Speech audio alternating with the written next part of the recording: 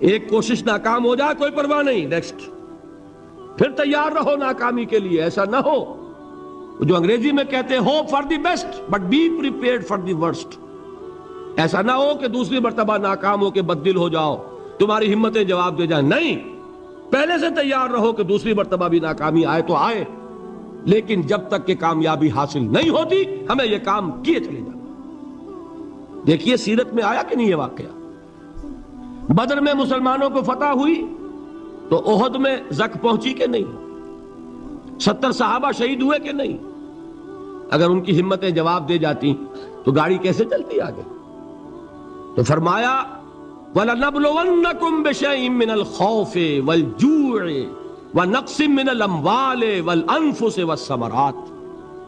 ہم تمہیں لازماً آزمائیں گے خوف کی کیفیت سے، فقر و فاقے کی کیفیت سے، بھوک سے، جان کے نقصان سے، مال کے نقصان سے، محنتوں کے حاصل کے ضائع ہو جانے سے. وَبَشِّرِ الصَّابِرِينَ، اور اے نبی بشارت دیجئے صبر کرنے والوں کو. الَّذِينَ إِذَا أَصَابَتْهُمْ مُصِيبَةٌ، وہ کہ جب ان پر کوئی تکلیف آئے، کوئی مصیبت آئے، کوئی آزمائش آئے، قالوا انا للہ و انا الیہ راجعون، وہ یہ کہیں کہ ہم اللہ ہی کے ہیں، اللہ ہی کی طرف لوٹ جانا ہے. یہ وہی انداز ہے جو میں نے فارسی کا شعر سنایا تھا آپ کو کہ سرے تسلیم خم ہے جو مزاج یار میں آئے. وہ ہمارا مولا ہے، ہمارا آقا ہے، اگر اسے یہی منظور ہے تو ہمیں بھی یہی منظور ہے. میں نے تسلیم و رضا کی بات کی تھی نا، آپ کو کچھ شعر سنائے تھے. ایک شعر اور سنیے، اور یہ کس کا ہے؟ محمد علی جوہر کا. ایک مرتبہ جیل گئے، ان کی ایک بیٹی جوان بیمار ہوئی، فوت ہو گئی. باہر چھوڑا انگریز نے، جاؤ بھائی دفن کر دو بیٹی کو. دوسری مرتبہ جیل گئے، دوسری جوان بیٹی اسی مرض میں مبتلا ہوئی. اب یہ جیل میں ہے، خبر پہنچی کہ دوسری بیٹی کے اوپر بھی اسی مرض کا حملہ ہوا ہے. ایک نظم لکھی ہے جس کا آخری شعر یہ ہے: تیری صحت ہمیں منظور ہے لیکن اس کو نہیں منظور تو پھر ہم کو بھی منظور نہیں. یہ ہے، جب تک یہ کیفیت نہ ہو اس میدان میں آدمی ثابت قدم نہیں رہ سکتا کہ میرے رب کو اگر یہ منظور ہے تو یہی مجھے منظور ہے، اور تیری صحت ہمیں چاہیے تو ضرور، لیکن ہمارے رب کو منظور نہیں تو ہمیں بھی منظور. راضی برضائے رب. وَبَشِّرِ الصَّابِرِينَ الَّذِينَ إِذَا أَصَابَتْهُمْ مُصِيبَةٌ قَالُوا إِنَّا لِلَّهِ وَإِنَّا إِلَيْهِ رَاجِعُونَ. نہ شود نصیب دشمن کے شود ہلاک تیغت، سر دوستہ سلامت کے تو خنجر آزمائی. اولئک علیہم صلوات من ربہم ورحمہ، یہی ہے وہ لوگ جن پر ان کے رب کی طرف سے عنایتیں ہیں اور رحمتیں ہیں.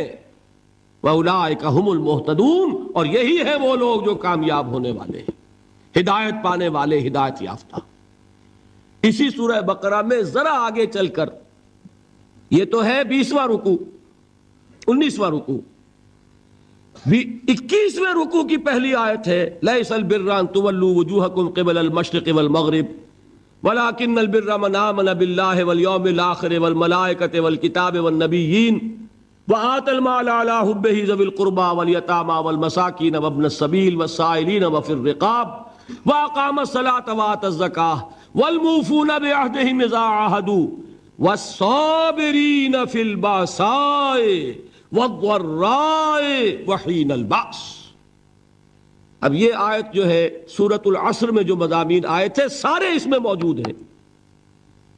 وہاں ایمان کا لفظ آیا، یہاں 5 ایمانیات کی تفصیل آ گئی، اعمال کی تفصیل آئی، اور آخری بات وہاں کیا ہے؟ وَتَوَاصَوْا بِالصَّبْرِ، اور یہاں کیا ہے؟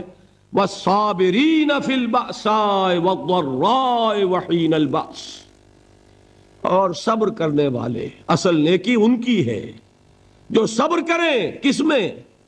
جنگ کے وقت. ذرائے، بأسائے، بأسا کہتے ہیں فقر اور فاقہ. واحد آئے گا باس تو اس کے معنی جنگ، اور بأسا جمع میں آئے گا تو فاقہ، فقر، بھوک.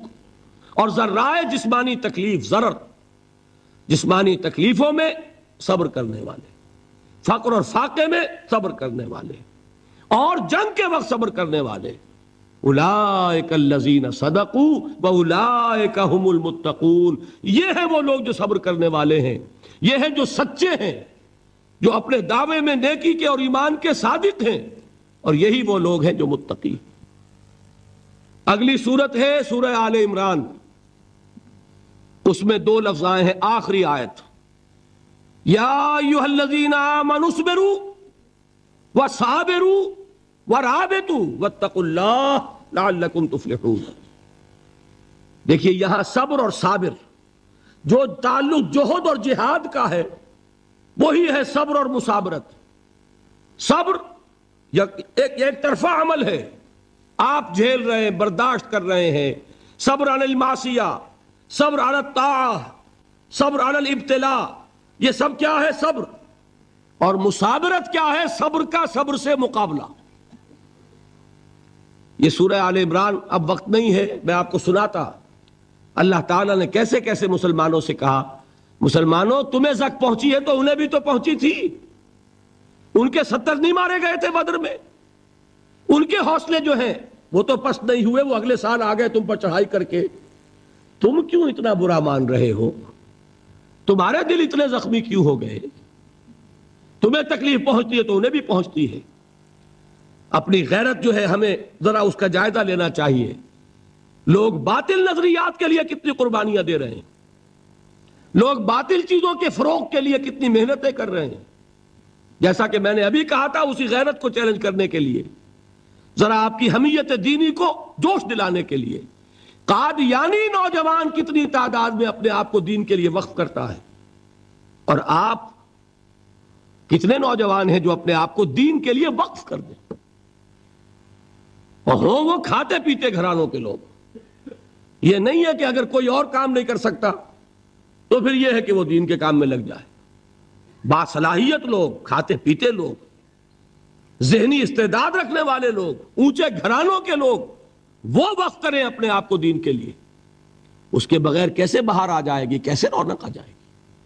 تو دنیا میں باطل نظریات والے جو ہیں، یہ بات کہی گئی ہے، مسلمانوں تم اگر توحید کے لیے لڑ رہے ہو، دیکھتے نہیں ابو جہل کو، اس نے گردن کٹوائی ہے شرک کے لیے، شرک کے لیے گردن کٹوائے، اور تم توحید کے لیے گردن کٹوانے کو تیار نہ ہو۔ اس نے گردن کٹوائی کہ نہیں کٹوائی؟ اور کس طرح کٹوائی ہے؟ کیونکہ بڑا متکبر قسم کا، فرعون قسم کا شخص تھا، جب گردن کاٹنے لگے تو کہتا ہے ذرا نیچے سے کاٹنا، تاکہ جب تم نیزے کے اوپر چڑھاؤ میرے سر کو تو اونچا نظر آئے، معلوم ہو سردار کا سر ہے۔ وہ بدبخت مرتے ہوئے بھی جو اس کی یہ کیفیت تھی نا، اس کو ذہن میں رکھیے۔ تو یہ لوگوں نے قربانیاں دی، جانیں دی، تو فرمایا اگر تم ان سے زیادہ قربانی نہیں دو گے، یہ جو نوٹ کر لیجئے اس کو، مجرد اگر حق کو غالب کرنا اللہ کے ذمے ہو تو آنے واحد میں غالب کر دے گا، تمہیں تکلیف ہی دینے کی ضرورت نہیں۔ سمجھ رہے؟ کیا اللہ کے مقابلے میں کوئی باطل کی طاقت ٹھہر سکتی ہے؟ یہ تمہارے ایمان کا امتحان ہے، یہ تمہارے خلوص کی آزمائش ہے، یہ تمہارے امتحان کا ثبوت درکار ہے کہ اللہ تعالیٰ دیکھنا چاہتا ہے تم اس کے لیے اپنی جانیں قربان کرنے کو تیار ہو کہ نہیں، تم اس کے لیے تن من دھن لگانے کو تیار ہو کہ نہیں۔ اور یہ جان لو کہ اگر کفار اور مشرکین اور ملحدین اور باطل نظریات والے وہ جو کچھ قربانیاں اپنے باطل نظریات کے لیے دے رہے ہیں، ان سے زیادہ اگر تم نہیں دو گے تو حق غالب نہیں ہوگا۔ انہوں نے جو صبر کیا ہے اپنے باطل نظریات پر، اگر تم اس سے زیادہ صبر کا ثبوت نہیں دو گے اپنے اس حق پر تو حق غالب نہیں ہوگا۔ اس لیے فرمایا یا ایھا الذین آمنوا اصبروا وصابروا، نہ صرف یہ کہ صبر کرو بلکہ صبر میں اپنے دشمنوں سے آگے نکلو، ان کے صبر سے بڑھ کر صبر کرو۔ وَرَابِطُوا، مرابطہ کہتے ہیں چوکس رہنا، ہوشیار، پہرا دو، ایسا نہ ہو کہ دشمن جو ہے غفلت میں تمہارے اوپر کوئی حملہ جو ہے کر بیٹھے۔ وَاتَّقُوا اللَّهَ، اور اللہ کا تقوی اختیار کرو، لعلکم تفلحون، تاکہ تم فلاح پاؤ۔ یہ ہے حضرات تواصوا بالصبر۔ میں نے عرض کیا تھا ہر جگہ پر آپ کو چوٹی کی بات صبر ملے گا. آیت الکرسی، آیت البر جو میں نے آپ کو سنائی آخر میں، والصابرین فی الباساء والضراء وحین الباس. حامیم سجدہ، وما یلقاها الا الذین صبروا وما یلقاها الا ذو حظ عظیم. اس کے بغیر تو نہیں ہوگا. تھوڑ دلے لوگ، کم ہمت لوگ، عزیمت نہ رکھتے ہو، حوصلہ نہ رکھتے ہو، برداشت نہ رکھتے ہو، تحمل نہ کر سکیں، لالچ سے ڈگمگا جائیں. دیکھیے یہ بھی میں نے چونکہ بات کہی تھی، سن لیجئے سیرت سے. حضور صلی اللہ علیہ وسلم کے بارے میں جب مکے کے سرداروں کو یہ یقین ہو گیا کہ تشدد ہمارا فیل ہو گیا ہے، نہ محمد بدل ہوئے نہ ان کے ساتھی صلی اللہ علیہ وسلم ورضی اللہ تعالی عنہم اجمعین، تو انہوں نے دوسرا پاسا پھینکا. پہلا پاسا کیا تھا؟ استہزاء، تمسخر، مذاق، ڈیمورلائز کرو، نروس بریک ڈاؤن کرو ان کا، بیٹھ جائیں یہ پتاشے کی طرح. معلوم ہوا نہیں ہے تو کھڑے رہے. تو دوسرا وار، مارو، ستاؤ، تکلیفیں دو، بھوکا مارو، دہکتے ہوئے انگاروں پر لٹاؤ، ان کو ہلاک کرو. معلوم ہوا یہ حربہ بھی ناکام ہو گیا. ایک آدمی واپس نہیں پھرا. ایک شخص کو بھی ہم اپنے اس تمام پرسیکیوشن سے نہ توحید سے ہٹا سکے، نہ محمد سے برگشتہ کر سکے صلی اللہ علیہ وسلم. بلکہ مرض بڑھتا گیا جوں جوں دوا کی. ان کے اعتبار سے تو مرض تھا نہیں کہ وہ تو بات آگے بڑھ رہی. ہم نے جتنا دبایا، وہ جو کہا ہے کہ اتنا ہی یہ ابھرے گا جتنا کہ دبا دیں گے، تو ہمارا دباؤ جو ہے وہ ناکام ہو گیا. تو تیسرا بار آیا تھا. وہ کیا تھا؟ سفارت آئی ابو طالب کے پاس. دیکھو ابو طالب، تمہارا بھتیجا جو ہے وہ ہمارے معبودوں کو باطل ٹھہرا رہا ہے، ہم تنگ آ چکے ہیں. اگر تو اسے بادشاہت چاہیے، اگرچہ ہم کسی بادشاہت کے عادی نہیں ہیں، لیکن ہم اسے اپنا بادشاہ بھی مان لیں گے. اگر اسے دولت چاہیے، وہ اشارہ کرے، ہم سیم و زر کے انبار اس کے قدموں میں لگا دیں گے. اور کہیں نکاح کرنا چاہے، اشارہ کر دے، جس اونچے سے اونچے گھرانے میں وہ چاہے گا قریش کے، ہم اس کی شادی کر دیں گے. تینوں ہی لالچ ہے نا دنیا میں. ویسے تو زر، زن، زمین، آپ کے ہاں یہ تین زے مشہور ہیں. زر، زن، زمین. زمین کو اقتدار سمجھ لیجئے، قوت سمجھ لیجئے، دبدبہ سمجھ لیجئے. زن، زر اور حکومت، تینوں پیشکشیں انہوں نے کی. دیکھیے یہ ہوتے ہیں مرحلے تحریکوں کے لیے بہت ہی نازک. نبی کے لیے تو خیر کوئی امکان نہیں تھا. غیر نبی ہو تو سوچے گا نا، یہ بادشاہ بنا رہے ہیں، بادشاہ بنو، اس وقت تھوڑا سا کمپرومائز کر لو، پھر ہاتھ میں قوت آ جائے گی تو پھر سب ٹھیک کر لیں گے. اگرچہ کبھی ٹھیک نہیں ہوتا، وہ ٹھیک ہوتا ہے اسی پروسیس سے جو محمد الرسول اللہ نے اختیار کیا. یہ تمام ٹیمپٹیشنز ہوتی ہیں، راستے سے بھٹکانے کی کوشش، کہ دباؤ سے نہیں مانے تو یہ لالچ جو ہے یہ انہیں ہٹائے. کیا جواب تھا حضور کا صلی اللہ علیہ وسلم؟ چچا نے جب بات کی ہے، انہیں براہ راست تو حضور سے بات کرنے کی ضرورت نہیں ہوئی تھی، ابو طالب کے واسطے سے بات کی. چچا نے جب بات کی ہے آ کر، حضور نے فرمایا چچا جان اگر وہ میرے داہنے ہاتھ میں سورج اور بائیں میں چاند رکھ دے تب بھی میں یہ کام نہیں چھوڑ سکتا. تو عزیمت میں نے کہا تھا صبر کیا ہے؟ اپنے طے کردہ راستے پر بڑھتے چلے جانا، نہ کسی ٹیمپٹیشن سے، نہ کسی پریشر سے، نہ کسی تکلیف سے، نہ کسی ایذا سے، نہ کسی استہزاء سے، کسی سے بھی متاثر ہوئے بغیر اپنی منزل کی طرف پیش قدمی کیے چلے جانا. یہ ہے صبر. یہ صبر کی آخری منزل ہے. اور انقلابی صبر جو ہے اس میں ایک مرحلہ آتا ہے پیسیو ریزسٹنس، ایک آتا ہے ایکٹیو ریزسٹنس. ایک میں صبر محض ہے، جھیلو، برداشت کرو، کوئی ریٹیلیشن نہیں. اور ایک وہ آتا ہے کہ اب آگے بڑھو. بڑا پیارا مصرع ہے، آگے بڑھو یا وقت کی رفتار روک دو. وہ آگے بڑھ کر پھر نظام باطل کو چیلنج کیا جاتا ہے، اور پھر جنگ ہے. ان اللہ یحب الذین یقاتلون فی سبیلہ صفا کانہم بنیان مرصوص ان اللہ اشتری من المؤمنین انفسہم واموالہم بان لہم الجنہ یقاتلون فی سبیل اللہ فیقتلون ویقتلون وعدا علیہ حقا فی التوراۃ والانجیل والقرآن ومن اوفی بعہدہ من اللہ فاستبشروا ببیعکم الذی بایعتم بہ وذلک هو الفوز العظیم۔ اللہ نے اہل ایمان سے ان کے جانیں اور ان کے مال خرید لیے ہیں جنت کے عوض۔ نتیجہ کیا ہے؟ وہ جنگ کرتے ہیں اللہ کی راہ میں، قتل کرتے بھی ہیں، قتل ہوتے بھی ہیں۔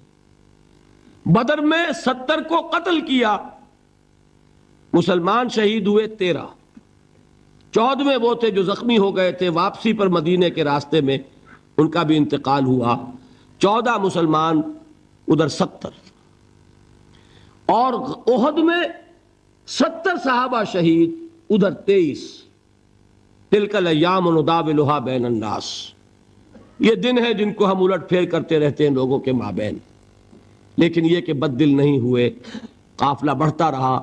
اور غزوہ احزاب میں وہ شعر میں کل سنا چکا ہوں محمد کے جانثاروں کا، نحن الذین بایعوا محمدا علی الجہاد ما بقینا ابدا، ہم وہ ہیں جنہوں نے محمد سے بیعت کی ہے جہاد کی صلی اللہ علیہ وسلم۔ اب یہ جہاد، یہ قتال، یہ جنگ، یہ سرفروشی، یہ جاں فشانی جاری رہے گی جب تک جان میں جان ہے، یا تخت یا تختہ، یا اللہ کا دین غالب ہوگا اور یا ہم اپنی جانیں اسی کام میں اللہ کے حوالے کریں۔ اللہ تعالیٰ مجھے اور آپ کو اس کی توفیق دے کہ ایمان کے عملی تقاضوں کو پورا کرنے میں اللہ کے دین کی دعوت کے لیے، دیکھیے تینوں لیول میں نے بیان کر دیے۔ پہلی سطح پر اللہ کی بندگی، خود اسلام، خود اطاعت میں صبر عن المعصیہ، صبر علی الطاعہ، اللہ کی اطاعت پر صبر، معصیت سے رکنے پر صبر۔ دعوت میں اپنے کیریئر، اپنے خوشنما مستقبل کا صبر، اور استہزاء اور تمسخر اور مذاق اور فقرے اور جملے جھیلنا، وصبر علی ما یقولون۔ انقلاب اور اللہ کے دین کو قائم کرنے کے لیے صبر، پیسو ریزسٹنس، ایکٹیو ریزسٹنس۔ ایک صبر محض ہے، ایک مثابرت ہے، ایک یہ کہ جھیلو، برداشت کرو لیکن ہاتھ نہ اٹھاؤ، اور ایک یہ کہ آگے بڑھو، باطل کو للکارو اور جان ہتھیلی پر رکھ کر میدان میں آ جاؤ۔ یہ 6 صبر میں نے آج آپ کو بتائے، 2 صبر ہیں ہر لیول کے۔ میں نے عرض کیا تھا کہ یہ تینوں لیول سامنے ہوں گے تو ہی مختلف چیزوں کے، جہاد کے درجات بھی تب سمجھ میں آئیں گے اور صبر کے مراتب بھی سب سمجھ میں آئیں گے۔ اللہ تعالی ہمیں جہاد کی توفیق عطا فرمائے اور صبر کی توفیق عطا فرمائے اور فیصلہ کرنے کی توفیق عطا فرمائے کہ میری زندگی کا مقصد تیرے دین کی سرفرازی، میں اسی لیے مسلمان، میں اسی لیے نمازی۔ حضرت مصعب بن عمیر رضی اللہ تعالی عنہ، وہ نوجوان 200 درہم کا جوڑا ان کا سل کر آتا تھا شام سے تیار ہو کر، لباس معطر ہوتا تھا، جدھر سے نکل گیا پوری گلی جو ہے وہ معطر ہو گئی، انگلیاں اٹھ رہی ہیں، وہ جا رہا ہے مصعب، یہ خوشبو اس کی ہے۔ اس مصعب کے ساتھ کیا سلوک کیا؟ باپ تو مر چکا تھا، ماں نے پالا تھا، دولت بہت چھوڑ کر گیا تھا باپ، لہذا ماں نے بڑے ناز و نام میں پالا، بڑے لاڈ پیار میں، 200 درہم کا جوڑا تیار ہو رہا ہے۔ لیکن یہ کہ آپ کو معلوم ہے عرب کے اس معاشرے میں عورت کی کوئی حیثیت نہیں تھی، ماں کا اختیار نہیں تھا، چچا تھا اب سربراہ خاندان کا۔ چچا نے کہا مصعب اگر تم نے اپنے باپ کا دین چھوڑ دیا ہے تو باپ کی دولت پر بھی تمہارا کوئی حق نہیں ہے، نکل جاؤ گھر سے۔ اس نے یہ سوچا تھا کہ مصعب کے ہوش ٹھکانے آ جائیں گے، دن میں تارے نظر آ جائیں گے، ناز و نام میں پلا ہوا گھر سے نکل کے جائے گا کہاں، یہ سارا نشہ جو ہے توحید کا یہ حیران ہو جائے گا۔ حضرت مصعب کا جواب بالکل برعکس تھا، اچھا ٹھیک ہے چچا جان میں گھر چھوڑتا ہوں۔ وہی بات جو کبھی کہی تھی ابراہیم نے، باپ نے کیا کہا تھا؟ واجرنی ملیہ، جاؤ چلے جاؤ، دفع ہو جاؤ میری نگاہوں سے۔ حضرت ابراہیم نے کیا جواب دیا تھا؟ سلام علیک ساستغفر لک ربی انہ کان بی حفیہ۔ اچھا ابا جان آپ کا حکم یہی ہے تو میں چلتا ہوں، آپ پر سلامتی ہو، میرا رب مجھ پر بڑا مہربان ہے، میں اس سے آپ کے لیے استغفار کروں گا۔ چل دیے یہی جو ہے حضرت ابراہیمی کی نسل ہے نا قریش. آج ابراہیم کے ایک بیٹے کے ساتھ وہی معاملہ ہو رہا ہے مصعب کے ساتھ, اور مصعب چلنے کے لیے تیار ہو گئے. چچا نے سوچا, میں سمجھتا تھا کہ ہوش ٹھکانے آ جائیں گے, یہ تو تیار ہو گیا نکلنے کے لیے. غصے میں آ کے اگلی بات کہی, یہ کپڑے جو پہنے ہوئے تم نے یہ بھی اسی مشرک باپ کی کمائی کے ہیں, اتارو ان کو. وہیں کپڑے اتارے, مادر زاد برہنہ گھر سے نکالے گئے. ماں کے پاس پہنچے, ماں نے آنکھوں پر ہاتھ رکھے. مصعب کیا ہوا؟ کہ ماں سے کہتے ہیں کہ ماں میں موحد ہو گیا ہوں. اور وہاں سے گئے, پھر حضور کی خدمت میں کپڑے کہیں سے مانگے ہوں گے. یہ مصعب ہیں 200 درہم کا جوڑا پہننے والے. جب حضور پر مدینے کے 12 افراد ایمان لائے تھے, بیعت عقبہ اولیٰ ہوئی, انہوں نے کہا کہ حضور ہمیں کوئی شخص اپنا ایسا شاگرد دیجئے جو ہمیں قرآن پڑھا سکے. حضور نے حکم دیا, مصعب جاؤ, اب مدینے جاؤ, یثرب جاؤ, یثرب والوں کو قرآن پڑھاؤ, انہیں تبلیغ کرو. مصعب گئے ہیں وہاں, 1 سال کی کمائی 75 افراد لا کر حضور کے جھولی میں اگلے سال ڈال دیے کہ حضور یہ میری 1 سال کی کمائی ہے. 72 مرد 3 عورتیں, انہوں نے وہ بیعت کی تھی, بیعت عقبہ ثانیہ, جس کے الفاظ کل میں نے آپ کو سنائے تھے. بایعنا رسول اللہ صلی اللہ علیہ وسلم علی السمع والطاعت فی العسر والیسر والمنشط والمکرہ وعلی اثرۃ علینا وعلی لا ننازع الامر اہلہ وعلی ان نقول بالحق اینما کنا لا نخاف فی اللہ لومۃ لائم. یہ 72 مرد تھے مدینے کے جنہوں نے یہ بیعت کی. پھر انہوں نے ریکویسٹ کی کہ حضور اب آپ ہمارے ہاں تشریف لائیے, ہم اگر یہ مکے والے وہاں حملہ کریں گے تو ہم آپ کی حفاظت کریں گے جیسے کہ اپنے اہل و عیال کی کرتے ہیں. بہرحال وہ مصعب بن عمیر ہیں جو غزوہ احد میں شہید ہوئے, اور جب شہید ہوئے تو ان کے جسم پر صرف ایک چادر تھی. ایک بات تو یہ نوٹ کیجئے, موضوع سے ذرا بات تھوڑی ادھر ادھر جا رہی ہے, لیکن یہی چیزیں ہیں اصل میں کہ جو ہمارے دلوں کو منور کرنے والی ہیں نور ایمان سے. وہ علم بردار تھے غزوہ احد میں, جھنڈا مسلمانوں کا ان کے پاس تھا. ایک ہاتھ پر ایک شانے پر وار پڑا, ہاتھ کٹ گیا, دوسرے سے تھاما, دوسرے پہ کٹ گیا, اب دونوں حصوں کے بچے ہوئے ٹکڑوں سے جھنڈے کو تھاما, گرنے نہیں دیا, یہاں تک کہ شہید ہو گئے. گرے ہیں تو جھنڈا گرا ہے. شکل میں حضور سے بہت مشابہ تھے. خبر اڑ گئی کہ محمد شہید ہو گئے صلی اللہ علیہ وسلم. یہ مصعب بن عمیر کا واقعہ ہے. جب ان کو اب دفن کرنے کا وقت آیا, اور شہید کے لیے کفن جو ہے اس کا وہی لباس ہوتا ہے جو شہادت کے وقت ہو, حضور کے سامنے ایک پرابلم پیش کیا گیا. حضور, مصعب کے جسم پر تو ایک چادر تھی, اور وہ چادر بھی اتنی چھوٹی ہے, یعنی 2 گز کی چادر بھی نہیں ہے. اس سے اگر سر ڈھانپتے ہیں مصعب کا تو پیر کھل جاتے ہیں, پیر ڈھانپتے ہیں تو سر کھلتا ہے. کیا کریں؟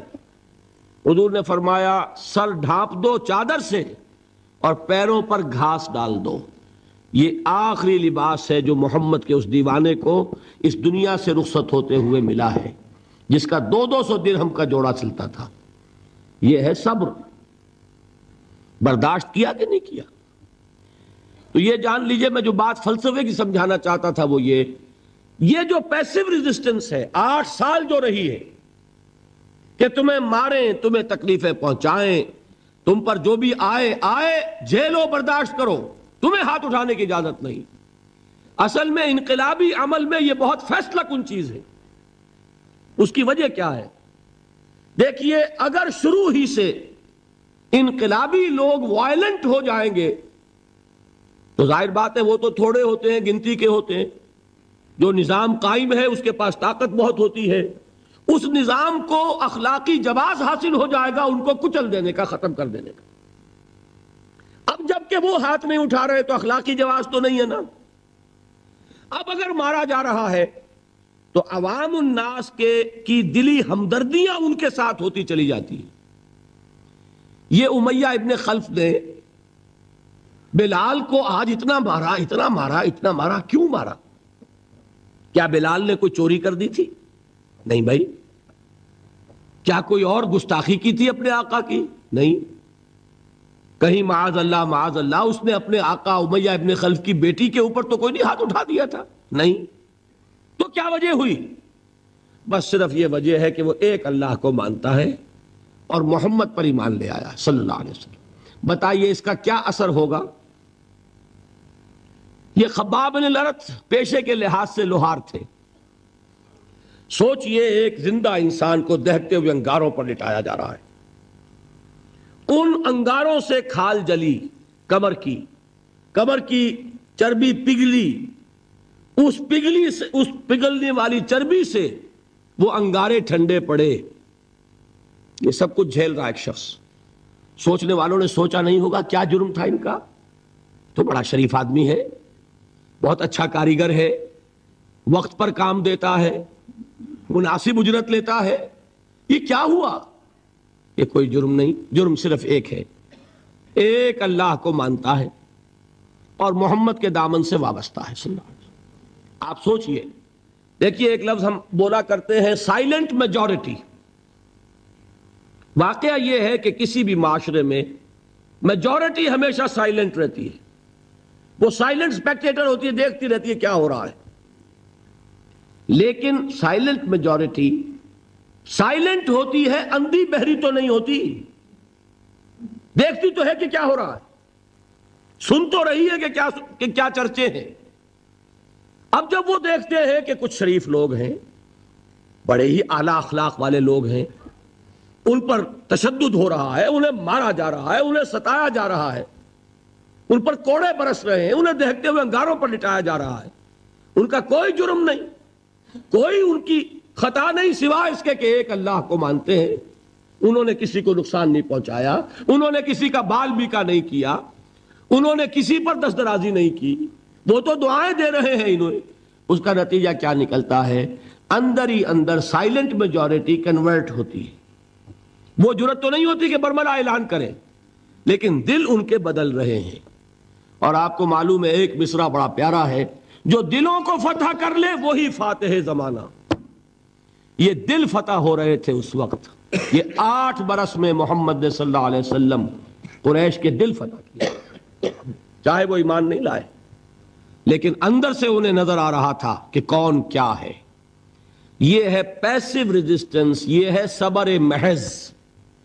انقلابی عمل میں، اقامت دین کی جد و جہد میں پہلا مرحلہ یہ ہے صبر کا۔ دوسرا مرحلہ کیا ہے؟ جب اتنی قوت ہو گئی کہ اب آپ کو اندازہ ہے کہ اب آپ اس باطل نظام کے خلاف اقدام کر سکتے ہیں۔ دیکھیے ریولوشنری پروسیس کسے کہتے ہیں؟ پہلے ایک انقلابی نظریہ، اس کی اشاعت ہوگی، جو لوگ اس کو قبول کریں گے انہیں آرگنائز کیا جائے گا، ایک پارٹی کی شکل دی جائے گی، پھر ان کی تربیت ہوگی، جیسا انقلاب لانا ہے ویسی تربیت کرنی ہوگی۔ اب ٹکراؤ ہوگا اس باطل نظام کے ساتھ، غلط نظام کے ساتھ۔ اس ٹکراؤ کا پہلا مرحلہ یہ ہے، جب تک اتنی تعداد آپ کے پاس نہ ہو کہ آپ فیصلہ کن اقدام کر سکیں، اس وقت تک دعوت ہی دینی ہے، لوگوں کی تعداد اپنے اندر شامل کرنی ہے، اپنی قوت بڑھانی ہے، اپنی تربیت کرنی ہے، اپنی اصلاح کرنی ہے، اور صبر کرنا ہے، ریٹیلیٹ نہیں کرنا، اقدام نہیں کرنا، جوابی کارروائی نہیں کرنی۔ یہ کام ہے جو 12 برس میں مکے میں مکمل ہو گیا۔ اب کیا ہوا؟ ایک تعداد اب ہے حضور کے جانثاروں کی۔ یہ تعداد کیسے لوگوں کی ہے؟ ڈیووٹڈ، ڈیڈیکیٹڈ، اپنی زندگیاں وقف کیے ہوئے لوگ، ہر طرح کے امتحان سے گزر چکے، بھٹیوں میں سے نکل چکے، تربیت ہو چکی، منظم ایسے ہیں کہ جو حضور کا حکم ہے اس پر عمل پیرا ہے۔ سم و طاعت، سنو اور اطاعت کرو، جس کا میں عرض کر چکا ہوں، اس سے بڑا کٹھن معاملہ نہیں ہو سکتا کہ تمہیں دہتے ہوئے انگاروں پر لٹا دیا جائے، تمہیں ہاتھ اٹھانے کی اجازت نہیں ہے۔ اس پر بھی پورے اترے صحابہ کرام، کسی نے ریٹیلیٹ نہیں کیا۔ اب معلوم ہوا، اور اللہ نے ایک جگہ عطا فرما دی مدینہ منورہ، کہ وہاں حضور کو تمکن عطا فرما دیا، بیس مل گیا اب انقلابی عمل میں اقدام کا۔ بیس بھی ہے مدینہ، طاقت بھی ہے صحابہ کرام کی۔ اب اقدام ہوا۔ اقدام کیا تھا؟ نبی اکرم صلی اللہ علیہ وسلم نے مدینے پہنچنے کے بعد، اور یہ نوٹ کر لیجئے، سورہ حج کی ایک آیت ہے، اُذِنَ لِلَّذِينَ يُقَاتَلُونَ بِأَنَّهُمْ ظُلِمُوا وَإِنَّ اللَّهَ عَلَى نَصْرِهِمْ لَقَدِيرٌ۔ آج سے اجازت دی جا رہی ہے ان لوگوں کو جن پر ظلم و ستم کے پہاڑ توڑے گئے۔ ابھی تک حکم تھا ہاتھ بندے رکھو، آج سے ہاتھ کھول دیے گئے۔ یو کین ریٹیلیٹ، تم بدلہ لے سکتے ہو، جوابی کارروائی کر سکتے ہو۔ یہ آیت نازل ہوئی، حضرت عبداللہ ابن عباس کی یہ رائے ہے کہ یہ آیت نازل ہوئی ہے دوران سفر ہجرت، جب حضور مکے سے مدینے تشریف لے جا رہے تھے، یہ آیت نازل ہوئی۔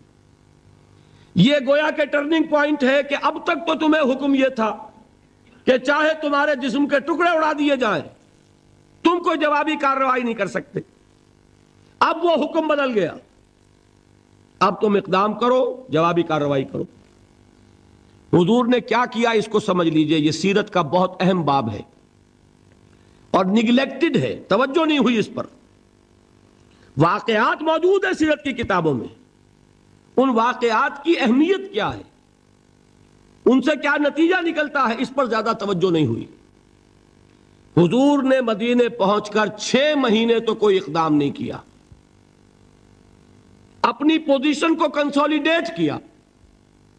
3 اہم کام کیے، مسجد نبوی کی تعمیر کے ایک مرکز وجود میں آ جائے، وہی اب آپ کی تربیت گاہ ہے، وہی خانقاہ ہے، وہی گورنمنٹ ہاؤس ہے، وہی درسگاہ ہے، اصحاب صفہ ہے، حضور صلی اللہ علیہ وسلم ہے، نماز با جماعت ہے، خطبہ جمعہ ہے، تو خانقاہ بھی وہی، تربیت گاہ بھی وہی، درسگاہ بھی وہی، گورنمنٹ ہاؤس بھی وہی۔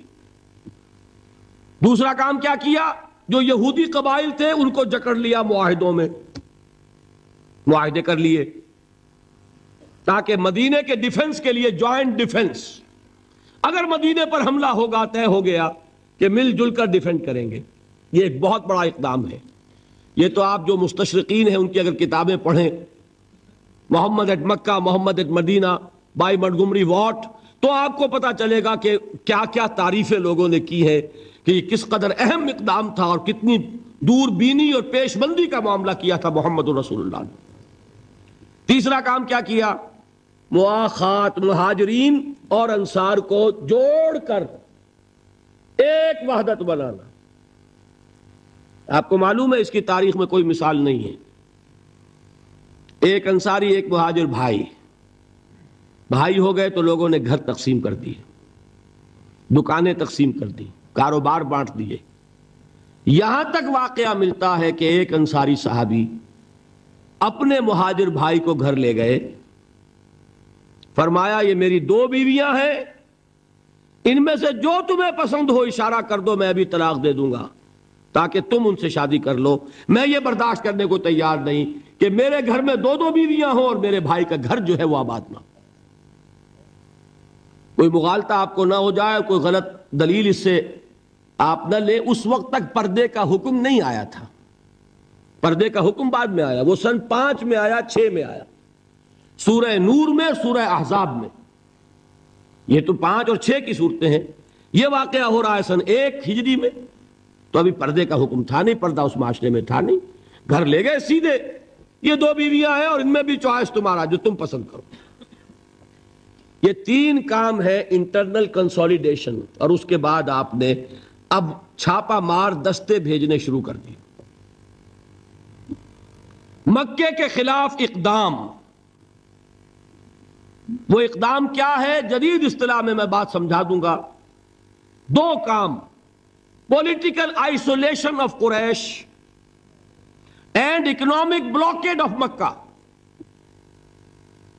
حضور تشریف لے گئے، ایک قبیلے سے آپ نے معاہدہ کر لیا، وہ قبیلہ یا تو پہلے حلیف تھا قریش کا، اب حلیف ہو گیا محمد کا صلی اللہ علیہ وسلم۔ قریش کی آئسولیشن ہو رہی ہے اور حضور کی قوت بڑھ رہی ہے، یا یہ کہ ان کا بھی معاہدہ ہو گیا ان کا بھی ہو گیا، تو نیوٹرل تو ہو گیا نا۔ یہ ہے پولیٹیکل آئسولیشن آف قریش. اور اکنامک بلاکیڈ کیا ہے؟ قریش کا کیا تھا ذریعہ معاش؟ تجارت. تجارتی قافلے کہاں جاتے تھے؟ شام. وہ راستہ گزرتا تھا بدر کے پاس سے، اور جاتے تھے یمن. وہ راستہ گزرتا تھا طائف ہو کر. حضور نے دونوں پر دستے بھیجنے شروع کر دیے. He proved his military presence on the caravan routes of Quraysh. بات سمجھ رہے؟ اور ایک جو اس میں خاص طور پہ لشکر بھیجا آپ نے، وہ نخلا بھیجا. نخلا ایک وادی ہے، آپ حضرات اگر کبھی گئے ہو تو مکے سے جب طائف کی طرف جاتے ہیں تو درمیان میں وادی آتی ہے، وادی نخلا.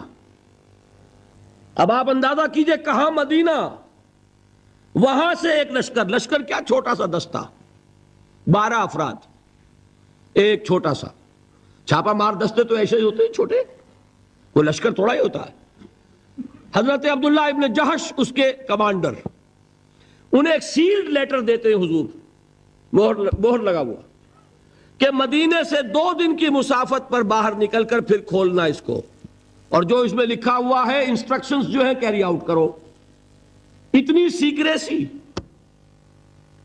جب وہ نکلے 2 دن کے فاصلے پہ باہر چلے گئے، کھولا، لکھا ہے وادی نخلا میں قیام کرو اور وہاں جا کر قریش کی نقل و حرکت پر نگاہ رکھو اور ہمیں اطلاع دیتے رہو. اب یہ 300 میل کا سفر کر کے وہاں پہنچے ہیں. وہاں اتفاق سے ایک قافلہ قریش کا گزر رہا تھا، اس سے مٹ بھیڑ ہو گئی، مقابلہ ہوا.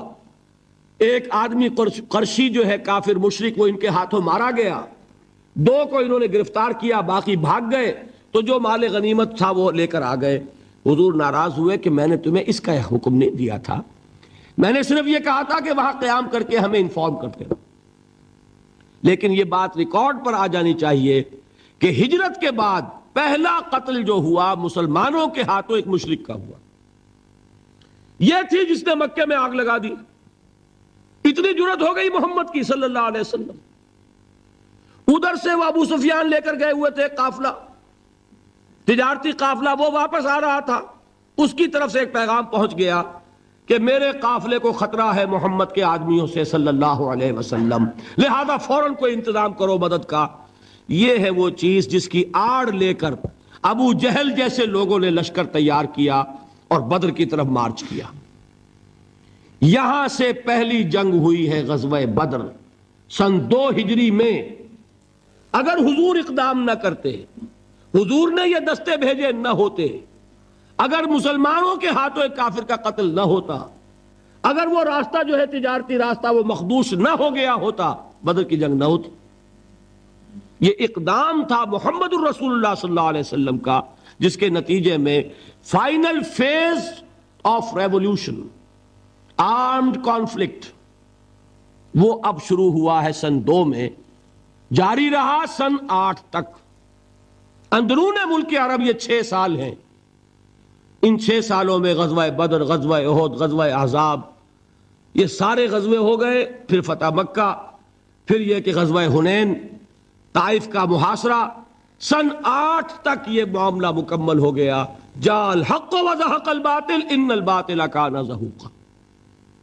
جب یہ فیز شروع ہوا ہے تو یہ آیتیں نازل ہوئی جو میں نے سنائی تھی آپ کو، یا ایھا الذین آمنوا استعینوا بالصبر والصلاۃ. اے مسلمانوں، اہل ایمان، مدد حاصل کرو. اب جو نیا فیز شروع ہو چکا ہے تمہاری جد و جہد کا. یہ مدنی آیت ہے نا، مدنی صورت ہے. وہ جد و جہد کا دور جو تھا مکی، وہ کچھ اور تھا، یہ کچھ اور ہے. اس میں تو اب تمہیں آگے بڑھنا ہے، کفر پر اور شرک پر حملہ آور ہونا ہے، اقدام کرنا ہے، چیلنج کرنا ہے. فاستعینوا بالصبر والصلاۃ. مدد حاصل کرو کس سے؟ صبر سے اور نماز سے. ان اللہ مع الصابرین. جان لو کہ اللہ تعالیٰ صبر کرنے والوں کے ساتھ ہے. ولا تقولوا لمن يقتل في سبيل الله اموات. اور ہرگز نہ کہو اسے جو اللہ کی راہ میں قتل ہو جائے کہ وہ مردہ ہے. بل احیاء ولکن لا تشعرون، نہیں، وہ زندہ ہے لیکن تمہیں ان کا شعور نہیں ہے۔ اور سنیے اب یہ آیت اہم ترین ہے صبر کے موضوع پر۔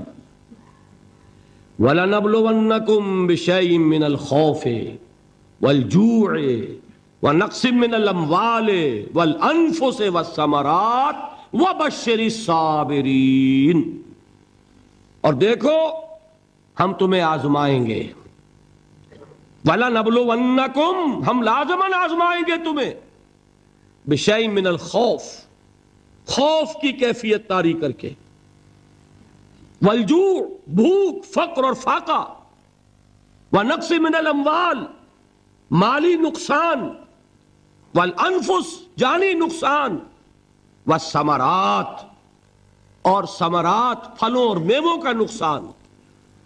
میرے نزدیک یہاں پر ثمرات کا مفہوم ایک اور بھی ہے۔ ایک تو صاف تھا کھجور کی فصل تیار ہے، غزوہ تبوک جانے کا حکم مل گیا، کون اتارے گا؟ اور کھجور وقت پر اتری نہیں، برباد ہو جائے گی۔ یہ ہو رہا ہے نا میووں کا نقصان۔ اور میرے نزدیک یہاں یہ بھی ہے، بسا اوقات بہت سی محنتوں کا نتیجہ انسان دیکھتا ہے کہ ضائع چلا گیا، میں نے 10 سال محنت کی، حاصل کوئی نہیں نکلا۔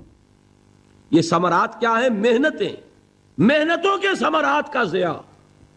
کوشش آپ نے کی، قسمت کی خوبی دیکھی ہے، ٹوٹی کہاں کمن، 2-4 ہاتھ جب کے لبے بام رہ گئے۔ Be prepared. ایک شاعر کے یہ اشعار ہیں، وہ کمیونسٹ تھا، میں نام بھی نہیں لیتا، لیکن یہ کہ یہ اسی انقلابی، چونکہ ان کا بھی ایک انقلابی نظریہ ہے، انقلابی عمل میں یہ سارے مراحل آتے ہیں۔ کوئی سیٹ بیک آیا فرض کیجئے، کوئی ناکامی ہو گئی، تو اپنے ساتھیوں کو دل بندھانے کے لیے یہ فصل امیدوں کی ہمدم اس بار بھی غارت جائے گی، سب محنت صبحوں شاموں کی اب کے بھی اکارت جائے گی۔ میرے نزدیک یہ ثمرات کا جو لفظ یہاں آیا ہے، وَنَقْصٍ مِّنَ الْأَمْوَالِ وَالْأَنفُسِ وَالثَّمَرَاتِ، سب محنت صبحوں شاموں کی اب کے بھی اکارت جائے گی۔ دھرتی کے کونوں کھدروں میں پھر اپنے لہو کی کھاد بھرو، پھر مٹی سینچو اشکوں سے، پھر اگلی رت کی فکر کرو، پھر اگلی رت کی فکر کرو، جب پھر ایک بار اجڑنا ہے۔ ایک فصل پکی تو بھر پایا، تب تک تو یہی کچھ کرنا ہے۔ ایک مقصد ہے سامنے، انقلاب برپا کرنا ہے۔